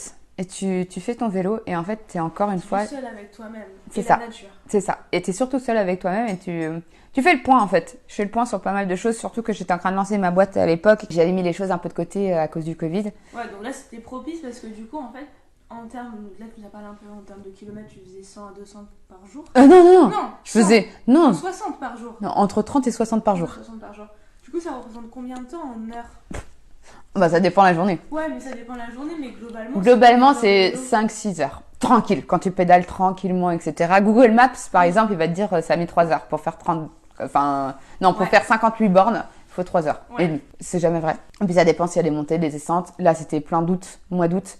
Donc tout de suite, à partir de 10h30, 11h, il y a une chaleur de ouf. Hyper chaud, donc forcément tu ralentis, tu t'hydrates beaucoup. Tu t'hydrates. Du coup, c'était l'idée surtout d'être seule avec toi-même, ça t'a fait un de tes meilleurs souvenirs. Ouais, parce que... Faire le point. Ça m'a fait du bien. Mais après, à contrario, un autre moment que j'ai trop kiffé, c'est quand j'ai rencontré Cyril. Et Cyril, c'était un autre vélo odysseyeur. Bonjour Cyril. C'était un autre gars qui faisait du vélo. Et alors lui, il était plus à la ramasse que moi. C'est vrai? Ah oui, non, c'est que genre en gros, il s'est dit, il est parti de Paris. Ah oui. Et en gros, il s'est un défi avec ses potes du jour au lendemain. Ils sont passés à Emmaüs. Ils ont vu un vélo. Et son pote, il a dit, je te l'achète si tu pars en daille en vélo avec. Ok. Et il a dit ok, je crois que c'était ça, et c'était pour rejoindre sa copine aussi. Et du coup, le gars, il était parti, il avait la tente Quechua, tu sais, ronde 2 secondes. Oui. C'était sa tente. Sur son dos? Sur son vélo. Non. Et après, il avait fait un espèce de truc en bois pour pouvoir mettre son petit sac. Enfin, vraiment, c'était... C'était à la One Again. À la One Again. Tu dis que t'étais à la One Again, mais lui, c'est encore pire. Ah, mais moi, j'étais carrément préparée à côté de lui. Hein. Franchement, quand on s'est rencontrés, du coup, genre, moi, je sortais le jet boil pour pouvoir faire le café, le thé, l'eau chaude, les pâtes, etc. J'avais le savon, le machin et tout. Le gars, il était là, mais putain, mais en fait, je suis à l'hôtel avec toi, quoi. Trop bien. Et du coup, rencontrer Cyril, c'était vachement cool parce que ça m'a rappelé un petit peu mon principe du voyage autour du monde. Chose que j'avais peur en France de ne pas retrouver parce que quand tu voyages à l'autre bout du monde, tu sais, t'as les auberges de jeunesse, tu rencontres beaucoup d'étrangers, communiquer avec les gens, c'est beaucoup plus simple. Et en France, les Français, encore une fois, sont assez solitaires, fermés. Et du coup, je pensais que j'allais vraiment faire tout mon truc toute seule, tu vois, surtout que je dors pas en auberge, etc. Et en fait, je me suis rendu compte que non, par exemple, partir en vélo, finalement, tu rejoins la communauté des personnes qui partent en vélo, tu vois. Bah oui, ça c'est trop bien parce que tu t'insères à une communauté. Exactement. Et partagez vos expériences. Une communauté un peu macho, hein, j'ai envie de dire aussi. Hein. Ah ouais? Quand j'ai commencé à préparer mon voyage. C'est plus des mecs que des nanas? Bah, moi, j'étais sur des groupes genre bikepacking ou des trucs comme ça. Ouais, Et c'est vrai beaucoup. qu'il y a beaucoup de mecs. Et c'est beaucoup de mecs, et surtout genre, genre quand je lui envoyais un message technique, hein, genre, pour la selle, est-ce que je devrais plus prendre ça, ou pour les porte-bagages, est-ce que je devrais faire ça, tu vois, genre des questions techniques. Je pense que pour un post, j'avais 5 messages en MP de mecs chelous qui étaient là en mode, bah si tu veux, on se rejoint, on fait une partie de la Vélodyssée ensemble, mais t'es plutôt mignonne, machin. Un post, j'avais 4 messages. C'est très compliqué, et du coup, surtout quand là, t'es dans un truc où tu te dis, ouais, je vais me dépasser, machin, j'y vais seule. Je peux le faire et tout. Et tu te dis, je vais dans un groupe où on parle technique. Franchement, tu regardes les posts, il n'y a pas une once de pas technique, tu vois. Et toi, tu te poses un truc. Alors déjà, tu es une nana parmi, je sais pas, il doit y en avoir sur 10 posts, il doit y en avoir un et demi qui c'est une femme. Donc tu postes, etc. Et tu as des commentaires très constructifs. Hein, je dis pas, ils sont pas tous comme ça. Mais tu te retapes quand même des mecs qui t'envoient des messages et qui te continuent à t'envoyer. Et quand tu repostes un nouveau post, ils recommencent et ils te relancent. Et moi, j'étais là, mais... c'est compliqué, lourd, complètement. Mais en revanche, tu vois, à contrario, donc quand j'ai rencontré Cyril, c'était quand on a pris le bac pour aller de Royan à la Tremblade. Il y avait pas mal de vélos, beaucoup de vélos. Cyril était là, moi j'étais là, et puis il y avait un autre monsieur qui était un backpacker pour le coup, un gars vieux, tu vois, genre 65, je sais pas si c'est vieux, mais je sais pas quel âge ils ont mes parents, j'espère que c'est pas cet âge-là. Oh pardon. Et du coup, il posait une question par rapport à la Vélodyssée, ce fameux Cyril, si c'était assez roulable, enfin du côté post la Tremblade, post Royan. Et du coup, finalement, la conversation s'est engendrée, on a pu discuter, on a discuté avec le monsieur aussi. Lui, il faisait genre, il roulait de nuit, c'est-à-dire qu'il faisait 500 bornes en une nuit, tu vois, genre. Moi, il était à la fraîche. Ah, de ouf. Et lui, c'était vraiment genre, tu sais, il avait la casquette relevée comme ça et tout. Bref, il me faisait trop rire. Stéréotype du biker. C'est ça. Et du coup, surtout de pouvoir se dire, ok, je pars seule. Mais sur le chemin, je peux rencontrer des gens qui vont t'aider. Pareil, si t'as un problème avec ton vélo, t'as tellement de personnes avec un vélo qui peuvent te dépanner, je sais pas, une roue, enfin pas une roue, mais un gonfleur, un machin, Voilà. Et du coup, on a parlé des meilleurs. Bon, le pire souvenir, je pense, un des pires, c'est cette histoire de sanglier. Non, parce que ça, c'était drôle. Ok. Tu vois, c'est pas pire. Genre, c'est pas un mauvais souvenir. Ah, c'est quoi alors le mauvais? Je pense que le mauvais souvenir, c'est justement quand j'ai fait Osgore à Mimizan. Ouais. C'est à peu près 75 bornes. Et c'était après avoir fait du surf le matin, parce que sur ma bucket list... Sur ta bucket list, t'as fait un cours de surf. J'avais faire un cours de surf, parce que j'ai peur des vagues. Et du coup, je me suis dit, il faut que j'apprenne à surfer et faire... J'ai fait pareil, c'était 2020, je me suis remis au surf. Parce que pareil, je me suis fait peur une fois dans les vagues, j'ai cru que j'allais être noyée. Et c'est vrai que les sensations de surf, c'est ingrat, parce qu'il faut vraiment beaucoup pratiquer. Voilà. Complètement. C'est comme le skate, je trouve. Mais c'est vraiment sympa, quoi. Complètement. Donc j'ai fait cette fameuse surf, Natural Surf Lodge. Ils sont vraiment sympas. Ils m'ont accueilli. Ça, à Osgore? C'est juste après, au-dessus Osgore. Seignos, je crois que c'était. Seignos. Nature Surf Lodge. Ils sont vraiment cool. C'est une nana qui gérait le truc. Vraiment top. Ils font des camps de surf. En mode vraiment, tu manges avec les gens. C'est en mode vraiment sympathique. Et bref, tout ça pour dire qu'eux, ils m'ont accueilli gratuitement un soir. À dormir sur la paillote où ils rangent tous les trucs de surf pour les cours. Et en fait, je suis allée... en fait, à la base, je voulais juste un petit bout de terrain. Parce que quand tu dors en bivouac sur une propriété privée, techniquement, la police ne peut rien te dire. Donc, si j'ai l'autorisation de l'hôtel, du restaurant ou de la paillote, ils me disent, OK, il n'y a pas de souci. Et donc, en gros, là, j'aurais demandé. Puis finalement, il se trouve qu'ils avaient un lit dans la petite cabane. Donc, j'ai dormi dans la petite cabane. Levé 6h30 pour les cours. Puis finalement, je me suis dit, c'est en échange, pour les remercier, je vais prendre un cours de surf. Donc, super. On a fait le cours de surf. Sauf qu'en fait, je savais pas. Belle découverte. J'étais pas très forte, hein. Mais. T'as réussi à te lever? Sur les genoux, ça compte? Oui, c'est se lever. Voilà. Sur les genoux. Une fois. Ouais. Mais pas très longtemps. Ouais. Mais voilà. Donc j'ai fait ça. Et après, on a fait le surf. Et après, je devais rouler à 11h, partir après le surf. Donc il était 11h, vers Mimizan. Et en fait, je le sentais pas. Ouais. Quand j'ai pris mon vélo, j'étais là. Ah, ça va être une journée de merde. T'as fait une sieste quand même? Non. Ah, okay. Je suis partie. Je suis partie, je me suis arrêtée à un marché dans un petit village juste à côté pour m'acheter à manger, mon casse-croûte.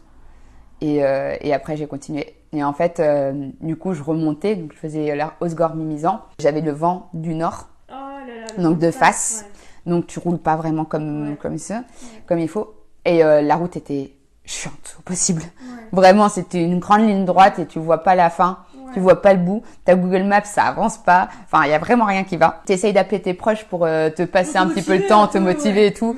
Mais eux, ils entendent rien parce qu'il y a trop de vent. Donc, franchement, c'est l'horreur. Et là, pour le coup, j'ai regretté d'être seule. Ouais. J'ai regretté d'être seule parce que quand tu rencontres des difficultés, être seule, c'est la pire chose. Ouais, parce que t'as envie d'un coup de pouce de quelqu'un, t'as envie d'encouragement, de parler d'autres choses. C'est ça, ou d'être avec quelqu'un quoi. dans ce truc compliqué, etc. Je sais qu'avec Cyril, on avait fait une grosse journée en plein cagnard et il faisait très chaud, on n'avait pas d'ombre, etc. Mais on était deux, tu vois. Ouais. Et même si lui, il avançait peut-être un peu plus vite, ou moi, j'avançais plus vite que lui à certains moments, on savait qu'il y avait quelqu'un qui t'attendait tôt.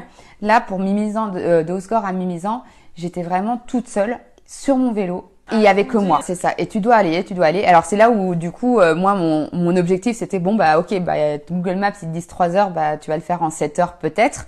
Mais de toute façon, il faut que tu y ailles, t'as pas le choix. C'est ça. Mais là, c'était vraiment le moment le plus dur. Je pense que ça a bien résumé ton expérience De la Vélodyssée. Il y avait ce défi-là de la Vélodyssée, mais tu as quand même fait un autre challenge aussi, tu nous en parlais un petit peu. Lancer ta boîte. Exactement, c'est le challenge le plus récent finalement, parce que j'ai fait le plus gros coup de poker finalement de ma vie actuellement, vu que j'ai terminé mes études et j'ai fait le pari de lancer ma boîte, de devenir entrepreneur. T'as quelle formation? J'ai fait une école de commerce, j'ai fait Sup de La Rochelle et Schema. Donc en 5 ans. D'où La Rochelle, exactement. C'est ça. Et d'où le fait que j'ai pu bouger assez facilement. Schema, c'était où? Schema, c'était à Lille et à Sofia et au Brésil. Okay. Ils ont ils ont différents campus. C'est pour ça que du coup, j'ai fait un peu... Antipolis à Nice. C'est ça, exactement. Je me lance dans ma boîte. Et en fait, c'est une idée que j'ai eue en novembre 2019. C'était une idée que j'ai eue suite à mon voyage en Amérique latine. 4 mois toute seule avec mon sac à dos, encore une fois. Notre challenge que je m'étais lancé. Et j'ai fait la Bolivie, le Pérou, l'Équateur et la Colombie. C'était extraordinaire. Et honnêtement, c'était une très belle expérience. Je me suis retrouvée moi-même. Je me suis dépassée. J'ai vu mes limites. J'ai appris à m'écouter, etc. Donc franchement, sur un point de vue se connaître, c'est extraordinaire. Mais bon, dans cette aventure, il y a pas toujours tout qui se passe bien. C'est comme mon sanglier que j'ai rencontré pendant ma Vélodyssée. Là, j'ai rencontré un agresseur. Enfin, t'es à l'aise pour en parler? Ouais, pour faire la grande ligne, parce qu'en soi, c'est important sans être important, parce que l'agression, tu peux pas irradier les méchants. Tu peux pas, et tu ne peux pas. Enfin, tu peux faire en sorte de limiter les risques d'agression, mais une agression restera une agression. Et de toute façon, c'est des choses que tu vas avoir toute ta vie. Donc, c'est pas le plus important, mais en gros, là, pour la petite histoire, c'est quand j'étais en Équateur. Le premier jour où je venais arriver, j'étais allée dans un hôtel, une auberge de jeunesse un peu high class, parce que j'avais fait juste avant 48 heures de bus, que j'étais exposée du dos, et que je me suis dit, il me faut un vrai lit, etc. Et en fait, je me suis faite filmer dans ma douche par un employé de l'hôtel, caché dans l'aération. En fait, c'était un téléphone et qu'il avait la possibilité de passer sa main dans un storage. Mais bon, c'est une longue histoire et on va la faire un peu courte, mais l'idée c'est parti de là. Et du coup, je me suis retrouvée en fait à devoir porter plainte.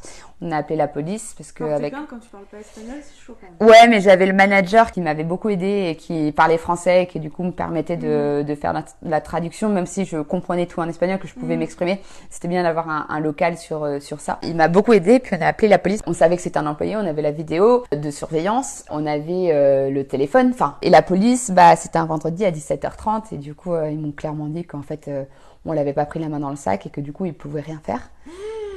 Et que du coup... Tu dis surtout pas ça, mais quel manque de tact, tu dis surtout pas ça à quelqu'un qui vient te faire agresser, quoi. Ouais, c'est les Équatoriens, c'est comme ça. Et du coup, ils m'ont dit, vous avez deux possibilités, soit vous faites rien, soit vous attendez le lundi pour porter plainte aux inspecteurs de police qui sont plus haut classés. Et donc là, je me suis retrouvée face à un dilemme de, est-ce que je reste, est-ce que je pars, est-ce que je rentre chez moi en France. Évidemment, j'avais prévenu mes parents. Bah ouais. C'était mon seul soutien. Bah ouais, mais surtout, t'es écurée. Je te dis, je vais quand même pas gâcher mon road trip Pour un connard pareil. C'est pas ce que je me suis dit en premier. C'est juste que tu comprends pas et je suis passée vraiment, c'est ce que je te disais, là, toutes les phases du deuil possibles, imaginables. Tu te fous de ta gueule, après tu te dis mais est-ce que je l'ai rêvé, est-ce que je l'ai pas rêvé, est-ce que ça s'est vraiment passé, tu le remets en doute, après tu t'énerves.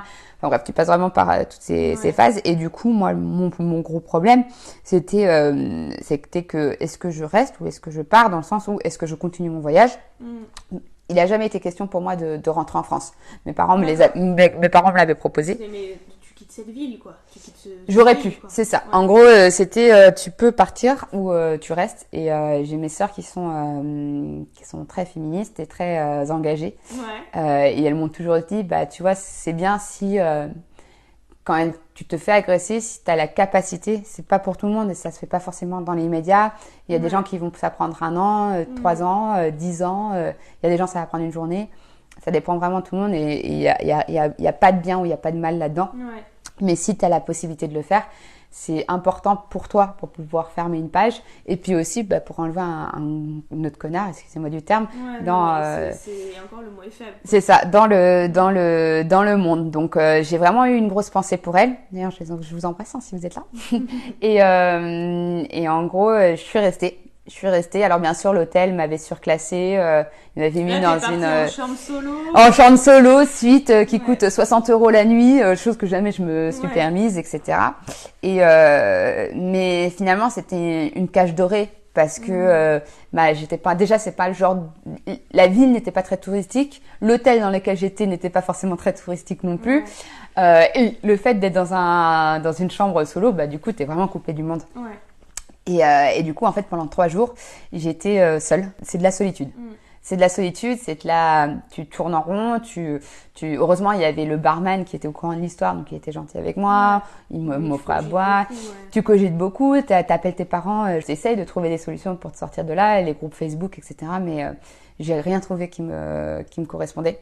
Ce qu'il m'aurait fallu, c'était vraiment à l'instant T, quoi. Donc bref, quoi qu'il en soit, c'est passé ces 3 jours, c'était comme ça, et après je suis allée porter plainte à l'inspecteur de police, et après j'ai continué mon voyage. Le voyage, ça s'est très bien passé par la suite. T'as réussi à te remettre de ces émotions? Ouais, se remettre de ces émotions, c'est un travail à faire de toute façon, et je pense que pendant encore beaucoup de mois après, même en retour en France, etc., et même encore, c'est des choses que tu travailles. Quoi. Mais j'ai utilisé l'Équateur pour pouvoir justement être encore plus seule. J'ai fait beaucoup de randonnées, j'ai pris du temps. Par contre, je prenais des chambres toute seule. Enfin, vraiment, l'Équateur, c'était un peu en mode budget un peu plus haut et on fait attention à soi. Et après, la Colombie, je me suis dit, allez, nouveau pays, nouveau départ.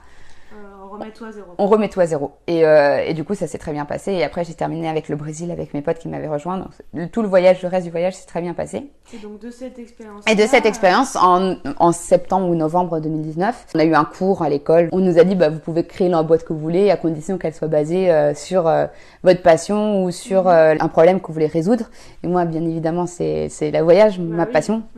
Et le problème, tu sais, t'as plein de problèmes quand tu voyages. T'as 36 000 choses. L'argent, le temps, tu sais, t'as plein de choses. Et en fait, moi, j'ai décidé du coup plutôt de me concentrer, suite à mon histoire, à l'insécurité et comment tu peux diminuer la peur de l'insécurité et surtout comment est-ce que tu peux apporter un support, une solution à quelqu'un qui a vécu un problème. C'est-à-dire que moi, je suis plutôt genre pré-départ pour rassurer et post-agression ou post-problème pour pouvoir supporter. Tu vois. Et il y a besoin des deux, quoi. Et il y a besoin des deux. T'as besoin de prévenir pour guérir et t'as besoin de guérir aussi. Tout à fait. Et du coup, l'idée, en gros, c'est Dare & Go. Donc, D-A-R-E-N Go. Donc, Oser Part. Finalement, ça rejoint un petit peu ton podcast. Notre mission principale, c'est de faire en sorte que tous puissent oser voyager. Parce que le voyage, je pense, ça apporte énormément. Et surtout, oser voyager. Quand je parle de voyage, c'est partir à l'autre bout du monde, comme partir à Nantes ou en Bretagne ou en France, quoi. T'es pas forcément obligé de partir loin. En fait, à partir du moment où tu sors de ta zone de confort, pour moi, c'est un voyage. Ouais, je suis d'accord avec toi. Et même si c'est juste aller 2 rues plus loin parce que t'as jamais mis les pieds là-bas et que tu connais pas ce quartier, et que faut découvrir des œuvres de street art, par exemple. Exactement. Fais quoi. C'est ça. C'est ça. Et du coup, c'est vraiment basé sur toute cette idée-là. On propose en gros une application de sécurité d'entraide pour les voyageurs. Et en gros, la base, c'est que c'est basé sur 2 piliers. Tu as le premier où c'est la communauté, parce que la communauté est très importante, que tu puisses trouver les renseignements que tu recherches par rapport, par exemple, à la Vélodyssée. J'aimerais faire la Vélodyssée seule en tant que femme. Est-ce que c'est faisable? Est-ce que c'est pas faisable? Etc. Et ensuite, tu vas avoir l'application en elle-même, la solution. Et l'idée, c'est que si ça se trouve, toi, tu es à un endroit et dans un rayon de 30 km autour de toi, tu as quelqu'un qui peut t'apporter ton aide, sauf qu'il fait pas partie de ton cercle proche, de tes connaissances, etc. Et du coup, l'idée, c'est que tu aies une solution en instant T, que tu puisses le contacter plus facilement. Et donc, c'est là où j'ai développé une carte où, en gros, tu vas avoir 3 boutons. Tu as un bouton vert, un bouton rouge et un bouton orange. Le bouton vert, c'est pour des rencontres sociales. Le bouton orange, c'est genre pour demander ton chemin ou comment est-ce qu'on prend le métro en Chine ou autre. Et après, le bouton rouge, c'est pour quand tu as un problème. Un petit peu comme moi, ce qui s'était passé. Typiquement, si j'avais eu des Rengo à l'époque, j'aurais envoyé une alerte. Non seulement ça aurait contacté les gens autour de moi, c'est-à-dire que peut-être que dans une autre auberge, à une rue ou 2 rues à côté, il y avait d'autres Français, d'autres voyageurs qui auraient pu me dire Ludivine, ok, j'ai vu que tu avais un problème, viens, on va aller boire un verre, on va en parler. On va voir comment solutionner ça. Ouais, ou tout simplement te changer les idées, t'accompagner, etc. Et après, ça contacte aussi les institutions. Et institutions, c'est associations, c'est écoles, etc. Et donc voilà, donc ça, c'est un peu ce que je suis en train de travailler. C'est un hyper beau projet. C'est gentil, merci beaucoup. Non, mais t'as bien bordé la question, les enjeux. Et ta cible, la cible elle est multiple, à la fois les étudiants qui sont en séjour à l'étranger, comme toi et moi, entre copines, on est partis sans nos mecs juste faire un séjour à Lanzarote par exemple. C'est ça. Et on se fait agresser, ou pas, mais tout le monde peut s'y retrouver en fait. C'est ça. J'ai besoin de bons plans randonnée ou bons plans trail, course à faire dans le coin. C'est ça, c'est l'idée, c'est vraiment de faciliter et en fait de faire en sorte que avec cet outil, chacun puisse se dire j'en suis capable et je peux. Et si jamais il se dit j'en suis pas capable, il faut que ça vienne de lui, pas de tous les obstacles autour, etc. C'est vraiment, si tu ne veux pas voyager, c'est possible, il y a des gens qui aiment pas ça, mais il faut être sûr que ça vienne de toi et pas des autres, parce que moi, ma phrase que j'aime bien dire, je préfère vivre avec des remords que des regrets. Parce que si tu vis avec des regrets, t'es pas forcément au top, et c'est pour ça que moi, chaque soir, c'est ce que je te disais la dernière fois, et c'est aussi, ça va dans le même, la continuité de mes challenges, tous les 6 mois, etc. Moi, je pars du principe que finalement, la vie, elle peut s'arrêter comme ça en un claquement de doigts. Et donc, j'aime bien me dire une grande question qui peut être un peu philosophique pour certains. Le soir, c'est, si je dois mourir ce soir, là, maintenant, dans la nuit, non, est-ce que je suis heureuse de ce que j'ai fait? Ah ouais. Tu vois? Est-ce que je suis accomplie? Est-ce que je suis sereine? Est-ce que j'ai des regrets? Est-ce que j'ai des remords? Et si tu as des remords, écoute, tu as des remords, c'est pas grave, au moins tu as essayé et tu sais ce qu'il en est. Et par contre, les regrets, moi j'essaie du coup de les... avoir le moins possible. C'est ça. De se transformer. Et de les transformer. Et le lendemain, du coup, je me dis, d'accord, tu avais des regrets de ça. Comment est-ce que tu peux faire les choses différemment? C'est une belle vision de la vie. Et justement, est-ce que pour faire le lien du coup entre la Vélodyssée et Darengo, qu'est-ce que tu penses que le sport et ces challenges que tu te lances t'ont apporté dans ta vie déjà et dans la création de Darengo? Dans la vie, je pense que ça m'a apporté beaucoup de confiance en moi. Et ça, de te dire, là, par exemple, pendant le confinement, j'ai couru 150 km. Tu vois, tous les 2 jours, je courais 10, 11, 12 km et je voyais mon timing s'améliorer et tout. C'est hyper encourageant. C'est super encourageant. Et puis, alors qu'au départ, franchement, je commençais et je courais, 30 minutes et 5 km. Enfin bref, j'avais vraiment un score. Tu vois que tu progresses et tout. Donc ça, c'est super encourageant. Je pense qu'aussi le sport, ça m'a donné un rythme. Pareil, que ce soit sur la Vélodyssée, coucher 22h, lever 6h du matin. Dans le sport, tu dois être régulier aussi. Donc, en dehors dès le couvre-feu qui m'embête sincèrement très fort, je sais que ça me permet de mettre une fin à ma journée et de dire, ok, là, on arrête. Tu vas faire ton sport et après, tu passes à autre chose. Et du coup, dans ma vie, finalement, ça m'apprend à atteindre mes objectifs, à m'écouter et à relativiser aussi. Si j'arrive pas à courir mes 10 km, j'arrive pas, je vais pas en mourir, tu vois. C'est pas grave. Tu dois t'améliorer, toujours. Mais si tu n'y arrives pas, il y a personne qui va en mourir. Enfin, j'ai la chance, j'ai pas un métier où des vies dépendent de moi. Pour l'instant, parce que peut-être que Darengo va fonctionner. C'est important et ça permet de déculpabiliser sur beaucoup de choses. Et surtout quand tu montes ton entreprise, c'est ce que je te disais, t'es ta seule motivation, entre guillemets. T'es ton seul patron. Donc, c'est-à-dire que si moi, je me lève pas le matin à 6h du matin et que je décide de me lever à 11h, il y a personne qui va rien me dire. Mais dans ce cas-là, ça veut dire que je vais faire moins de travail. Et surtout que maintenant, je suis pas toute seule, j'ai une équipe. Ouais. Donc, il y a 3 personnes qui m'ont rejoint sur le projet. C'est qui du coup? Il y a Maëlys qui m'aide sur tout ce qui est communication. Elle est encore étudiante à Schema. Ok. Elle part à Londres là bientôt. Elle est sur Paris. Ouais. Ensuite, il y a Sofiane, mon tech, qui gère tout ce qui est développement et tout. Et sans lui, moi, je serais vraiment larguée de ouf sur mon projet parce que j'ai absolument pas ses compétences. C'est ça. Et même sa personnalité, c'est le premier qui est arrivé. Il m'a beaucoup cadré, il m'a beaucoup écouté. Et il a attendu parce que la fameuse période du confinement, premier confinement, pour moi, c'était une période où du coup, j'ai vraiment mis de côté d'Erengo parce que c'est basé sur le voyage de base. J'étais vraiment démotivée et il a attendu. Et quand j'étais prête, il était là, tu vois. Et donc ça, c'est vraiment top. Et lui, il est à Nice. Et après, il y a Emeline qui m'a rejoint pour tout ce qui est la création du contenu. Et donc, elle est à Strasbourg maintenant. Ok. Donc voilà, donc c'est ça. Mais je suis pas toute seule, mais en même temps, je suis la boss. C'est ça. Et justement, quels sont les tops et les flops de la vie d'entrepreneur? On va commencer par les flops. La solitude. Et surtout maintenant, avec le couvre-feu, le confinement, etc. Être seule tout le temps face à ton ordinateur. C'est très, très compliqué.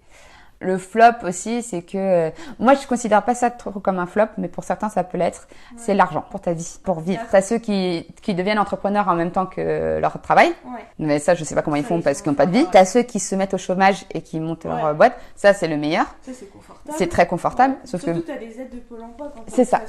Et puis t'es au chômage, donc c'est ça. Donc c'est top. Mais moi j'avais pas le droit à tout ça. Bah oui, parce que t'avais pas travaillé suffisamment. C'est ça. Et donc moi je suis au RSA actuellement. Je recherchais un emploi en fait dans tout ce qui était la restauration, les bars, travail de nuit, comme ça je pouvais. Là, restauration bar, bah là c'est pas possible quoi. Donc en gros je vis vraiment avec 700 € par mois. Et en soi pour moi ça va. Parce que j'ai été étudiante et que je suis étudiante et que j'ai un loyer qui est pas si cher et que ça me permet de vivre. Et tu vois, il y a beaucoup de gens qui se diraient, ah bah, si je devais faire comme Ludivine ou RSA, machin, ou alors vivre avec seulement 1000 € par mois, c'est pas possible. Bah oui, mais du coup, tu restes dans un emploi où tu es payé bien et que tu vas pas créer ta boîte, quoi. Donc ça, c'est un flop, mais pas pour moi, du coup, parce que ça peut être compliqué, mais là, ça va. Et troisième flop, la confiance. La confiance en son projet. Parce que c'est très dur de prendre du recul et de voir comment est-ce que ton projet il avance. Tu vas parler à quelqu'un, par exemple, j'ai revu ma copine Anne avant-hier et je l'avais pas vue depuis septembre. Donc elle n'était pas au courant. Et donc je lui raconte tout ce qui se passe et tout. Et elle me fait ah mais purée Ludivine ça a vachement avancé etc etc. Bah non enfin c'est super lent ça avance pas etc. C'est un petit peu comme tu fais un marathon ou quand tu cours quelque chose. Tu vois pas avancer t'es là putain mais j'en suis qu'au semi c'est tout. C'est ça. Encore tout ça. Alors que t'as déjà fait tout ça tu vois mais tu t'en rends pas compte. Et du coup ça c'est là et du coup tu perds confiance et tu te dis ah mais j'y arrive pas mon projet il est nul ce que je fais c'est nul et tu te remets en question et alors je crois qu'il y en a qui mettent ça en équivalent avec le syndrome de l'imposteur mais plutôt quand ça réussit ils se sentent pas légitimes. Toi, tu te sens illégitime. Enfin, pas que tu te sens illégitime, c'est que là, en tout cas, ce que t'expliques, c'est que tu te vois pas avancer et tu vois pas à quel point c'est bien ce que tu fais.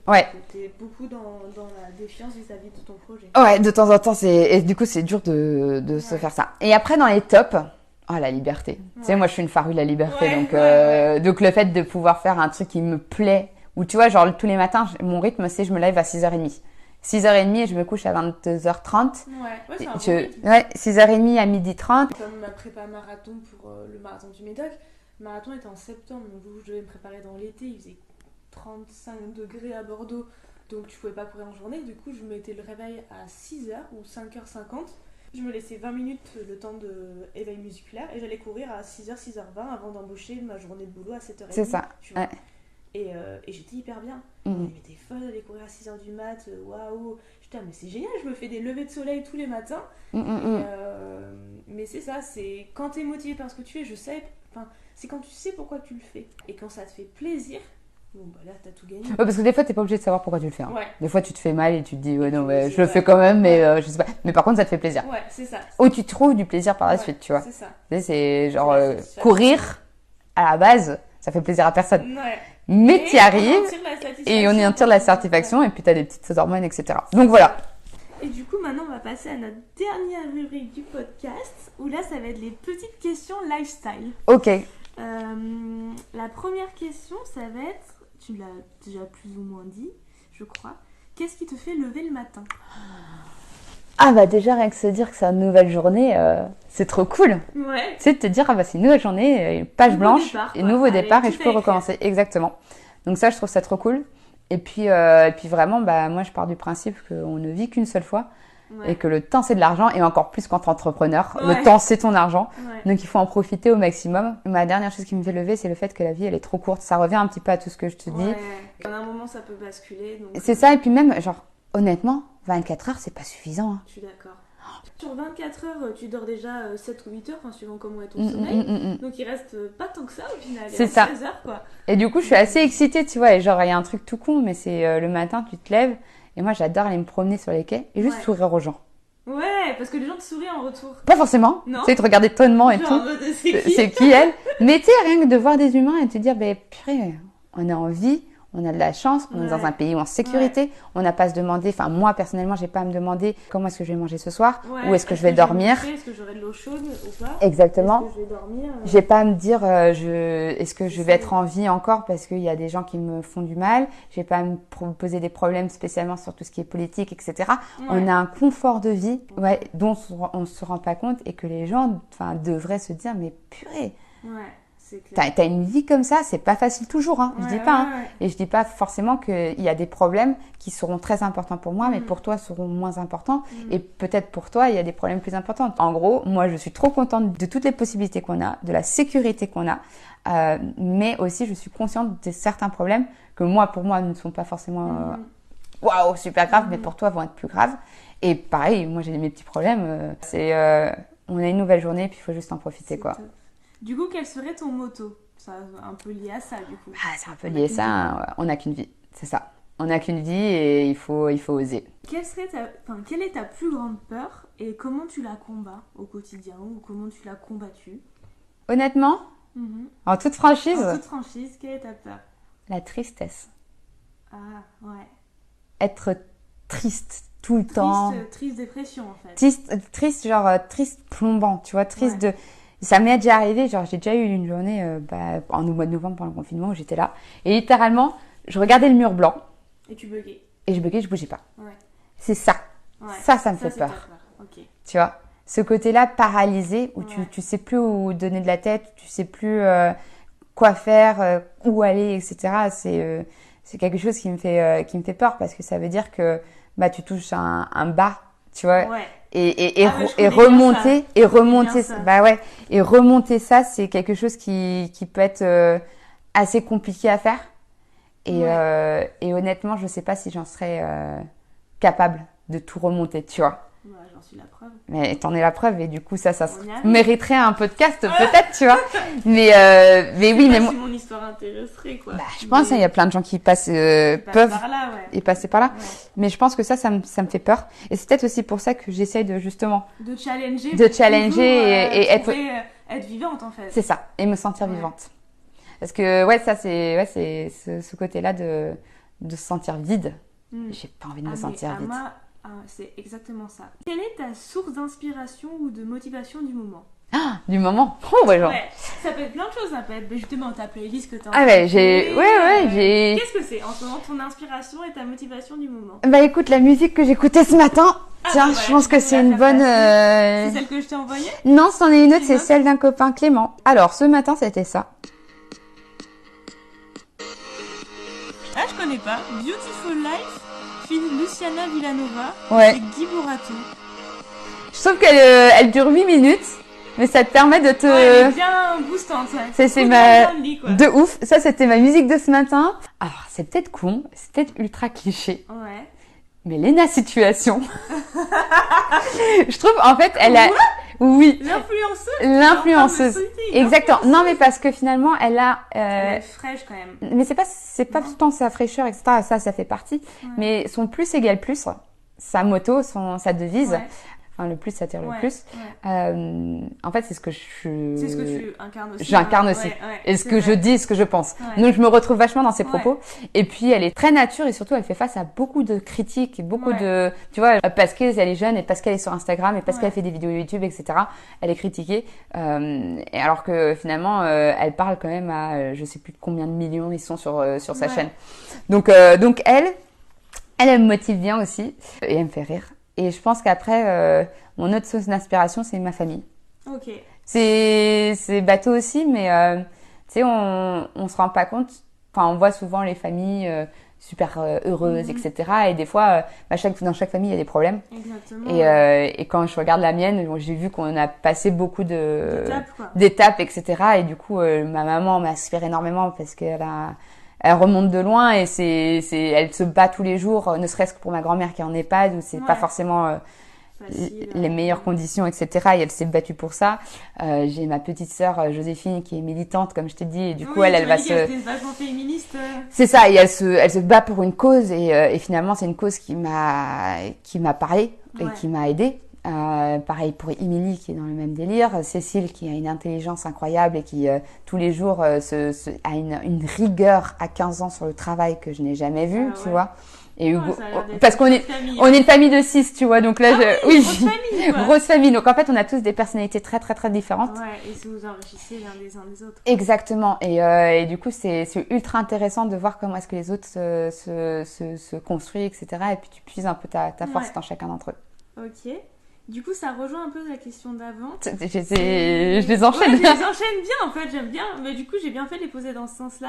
Du coup, 3 choses qui te reboostent illico. Typiquement, cette journée affreuse que tu as passée en regardant ton mur. Quelles sont les 3 choses que tu ferais là, demain, maintenant, tout de suite quelqu'un qui est pas bien. 3 choses que tu dis que toi tu fais qui te reboostent illico. Je laisse le temps au temps. Ouais. Je laisse le temps au temps. C'est-à-dire que si... ça va pas me rebooster illico, mais ça va me permettre de tenir dans la longueur. Ok. Donc ça, c'est le premier truc. Deuxième truc qui me rebooste illico. Ouais. J'appelle mon papa. Ouais.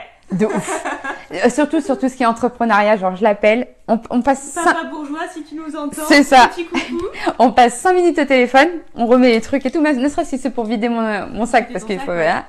Et du coup, ça aide.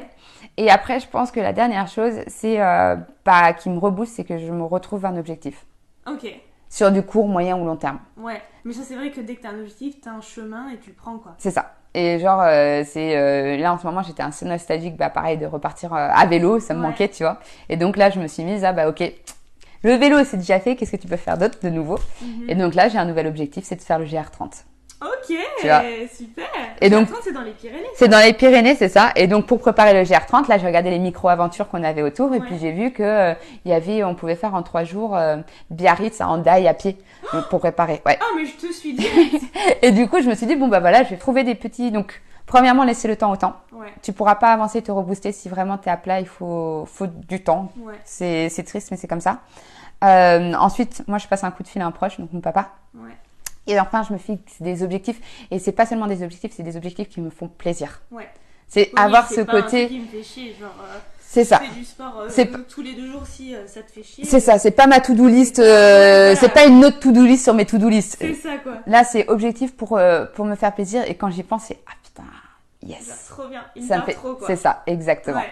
Voilà, et du coup, finalement, le plus important dans tout ce qu'on vient de se dire, c'était il faut apprendre à s'écouter, quoi. Ouais, ça, tu l'as beaucoup dit et je pense que c'est un conseil. J'espère que là, nos auditeurs et auditrices ont compris à travers ton témoignage ça.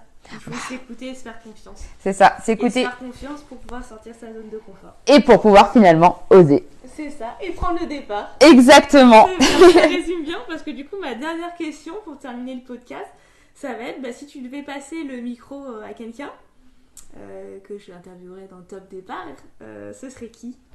Pensez Margot. Ah ouais, mais moi aussi. Margot, écoute, c'est ça, je te laisse le micro parce que pour le coup, vous allez voir, c'est une personne autant avoir le cœur sur la main, je ne connais pas quelqu'un qui a autant le cœur sur la main, qui est tout aussi passionnée et intéressée par tout ce qu'elle fait et intéressée par l'humain. Et bienveillance. C'est l'incarnation ça. de la bienveillance, cette nana. Exactement. Et sans elle, je sais que je m'en serais pas sortie. C'est ça. Ouais. Et donc je pense qu'elle a des bons tips sans s'en rendre compte. Hein, elle va écouter ça ouais, et elle va envoyer un message. Elle va dire chier. C'est pas vrai. Pourquoi vous dites ça, etc. Mais finalement c'est vraiment vrai, Margot. Je pense que tu as beaucoup à offrir et je pense que tous les auditeurs et auditrices seront chanceux de t'avoir là maintenant. Ok Margot, t'es dans les prochaines invitées. Merci beaucoup Ludivine. Donc, de rien. Ludivine Bourgeois. Si vous voulez la suivre sur Instagram, c'est Lulavine. Et si vous voulez suivre son entreprise, c'est Dare & Go. Ouais, dar.and.go. Qui est sur Instagram, sur Facebook et sur LinkedIn aussi. C'est ça, exactement. Ouais. On est sur les 3 réseaux. Merci Ludivine pour cette interview riche d'enseignements. Merci à toutes et à tous de nous avoir suivis sur Top Départ. J'espère que ce premier épisode vous aura plu. Pour ne rater aucun épisode, je vous invite à vous abonner sur les différentes plateformes de streaming et sur les réseaux sociaux et à liker et commenter autant que vous le souhaitez. Merci à toutes et tous et rendez-vous dans 15 jours pour le prochain épisode de Top Départ. Ensemble, prenons le départ et transformons nos vies selon nos envies.